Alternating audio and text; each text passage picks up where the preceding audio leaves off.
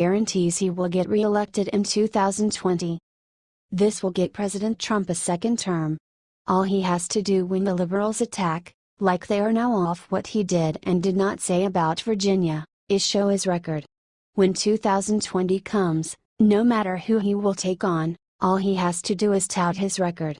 Advertisement: the American people know why we voted for Trump, and we know he has been following through on his promises as best he can. The Democrats have fooled middle America too many times with fake promises while they line their pockets. All Trump has to do when it gets tight, and the election will be tight, is remind voters of his record. It is a devastating message and a guaranteed winner for one simple reason. Trump has basically stolen a key part of the Democrats' economic message. Key because they are the swing voters in the swing states. They're key to the election, and the Democrats lost them.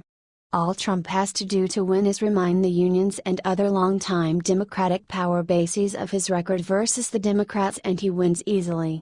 Democrats obstructing. The media attacking our president. Career politicians standing in the way of success, but President Trump's plan is working, the newly released ad says.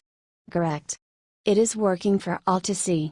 1 million jobs created, more Americans working than ever before, unemployment, lowest since 2001, the stock market, all-time record high, the strongest military in decades. The president's enemies don't want him to succeed, but Americans are saying let President Trump do his job. Advertisement: simple, true, and absolutely devastating.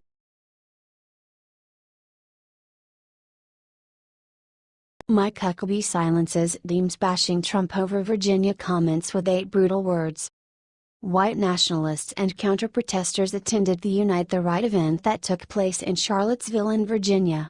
Before the start of the rally, both groups clashed and the police started dispersing the crowd. As a result of the violence, the Virginia Governor Terry McAuliffe declared a state of emergency.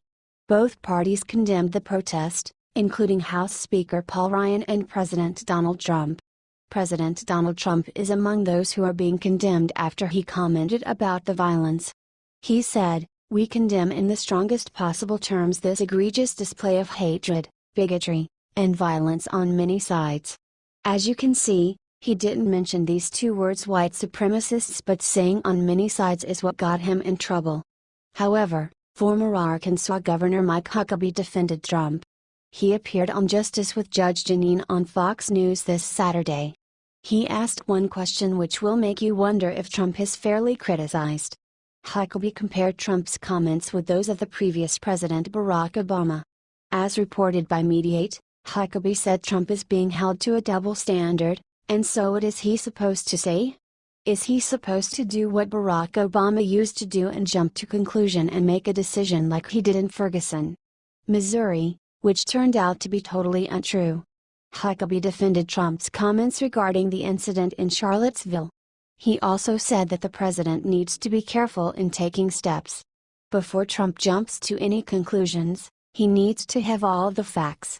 As Independent Journal Review reports, Huckabee said, "I thought what he condemned was what we all could immediately condemn, and that was the violence, the car some coward in a car drove into innocent people to try and kill them. And he condemned that. What else is he supposed to do at that point? A car drove through the counter-protesters group on the street in downtown Charlottesville. The driver bashed the car into the people, which resulted in the death of 1 woman and injury to 20 people. The driver was identified as James Alex Fields Jr. Although he left the site of the crash, he was arrested later and is currently held at a Virginia jail on the count of a second-degree murder, malicious wounding, and failure to stop an accident that resulted in death. According to Huckabee, he should also be charged with an act of domestic terrorism. Our thoughts and prayers are with the victims of this awful incident.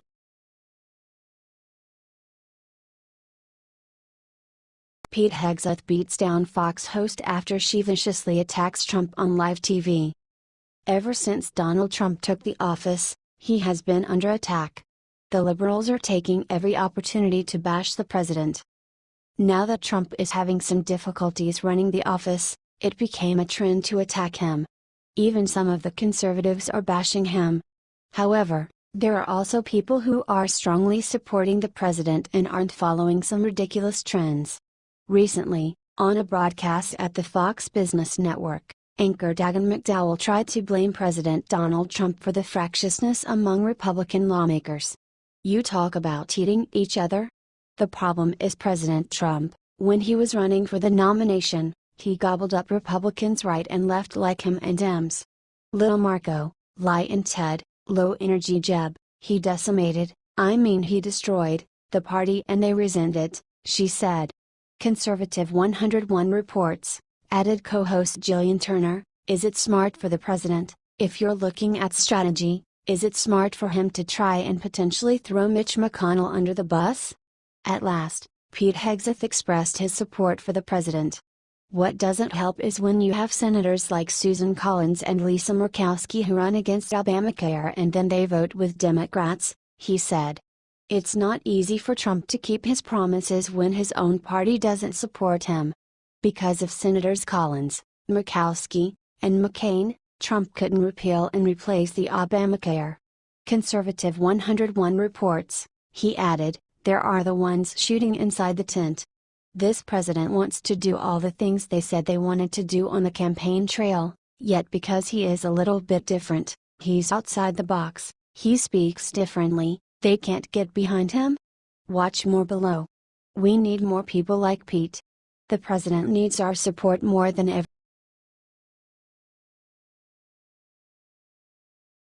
McCain disappointed everyone with his vote. Trump had 3 words to say about that. John McCain was to be an American Idol, but he suddenly turned into Benedict Arnold. He was extremely disloyal to Americans as he becomes a part of Democratic Party. His disgust to President Trump leads to this coward step. But the president had only 3 harsh words to say about him today, unlike the American nation, which opinion is that McCain should go back to Arizona and stay there until the end of his time. Americans were victims 7 long years, and some even died, because of Obamacare. This morning, the Republicans tried once again to gain 50 votes and start the revoke process of Obamacare. If all Republicans who promised that they would do everything to revoke Obamacare voted for that, now this process would have been already started, but unfortunately, that didn't happen. There was only one person who broke his promise, John McCain. His refusal to follow through his promise means much more to the American people because it's directly connected to tax relief.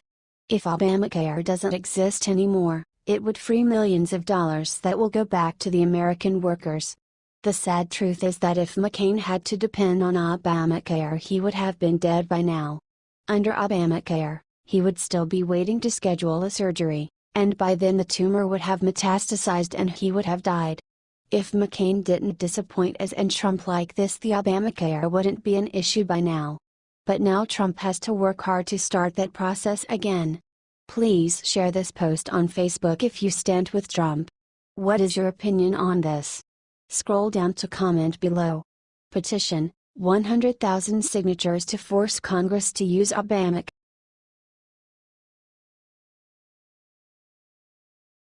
This is justice. Illegal alien leeching welfare for 20 years gets deported to Mexico. If you ask the lying lefties about the immigrants, they will say that they are the most innocent people that ever lived on this planet. They will add how they are not violent and that they do not represent a threat to the American society. They will say anything different from Trump's opinion, all in order to make him look bad. That is why they attacked the president about his decision to sign the travel ban. Well, the travel ban is actually the best thing that happened to this nation. Thanks to it, the real danger will no longer walk freely. Proud Patriots reports that a mother of 4 living in Ohio was deported to Mexico after a traffic stop exposed her for being illegal for nearly 20 years. According to reports by CBS News, 37-year-old Beatriz Morelos Garcilas was arrested for driving without a license near Cleveland, Ohio. After the arrest, she was deported back to Nuevo Laredo, one of the most dangerous places in Mexico. Her husband, on the other hand, has a legal working visa. He only wants his wife to be safe, but also together with their other relatives. He thinks that this is unfair. Christian Enrique Gutierrez Morelos and his wife, Sonia, are aching over the quick deportation of their Aunt Beatrice. Christian stated, "She's scared. I believe she's more scared for her children than for her right now." Elizabeth Ford, an immigration attorney working on Beatrice's behalf, said, "What happened to Beatrice was the direct result of the new administration and the policies that have been given to ICE. People with no criminal history are being told they have to leave the country in a very short amount of time when they've built an entire life here with children and houses and families and jobs." Thomas Holman, acting ICE director, responded, "ICE prioritizes arrests based on criminal threats, national security, those who violate immigration laws. They defend her by saying how the woman is decent and didn't have any criminal history. Are you kidding me? She lives illegally in here for 20 years. She was even driving without a license. Are the relatives concerned about her children? I ask, considering the fact of the careless position she put them in."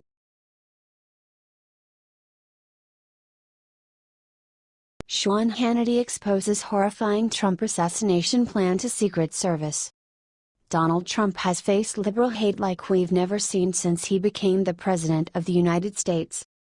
Many liberals have been calling for violence against the president, including Rosie O'Donnell and Kathy Griffin. While O'Donnell promoted an online game that featured killing Trump, Griffin released a video in which she was holding a severed bloody head that resembled the president. What do you call two comedians who are no longer funny? Dopes full of jealous hate. It doesn't stop here. Actor Johnny Depp also joked about killing Trump. Fortunately, Trump has his loyal supporters who always have his back. This time, one Twitter user who goes by the name Lori Wise called for killing the president. TV host Sean Hannity caught her, notified the Secret Service and exposed her publicly before she could delete her tweets. As you can see from her tweets, not only she called for Trump's death, but she also called him names such as maniacal, child rapist and whack job. She also blamed him for the incident that occurred in Charlottesville. Sean Hannity is right. The media always tells that the conservatives are spreading racism and hatred when in reality is the opposite. USA News Flash reports, "It seems ironic that the liberals try so desperately to put the blame of hate speech and condoning violence on Trump and his administration when they are the ones publicly speaking their fantasies and encouraging people to do violent acts. For example, we can take the GOP shooting which took place not long ago, hospitalizing several lawmakers, which was initially started by a Democratic supporter. Lori Wise is not the first person to call for Trump's murder. As we mentioned before, celebrities have been also calling for Trump's death. They are setting a bad example and spread hatred among the citizens. The Secret Service will take this death threat seriously and visits this crazy liberal. People who call for the death of President Donald Trump need to be prosecuted. Do you agree?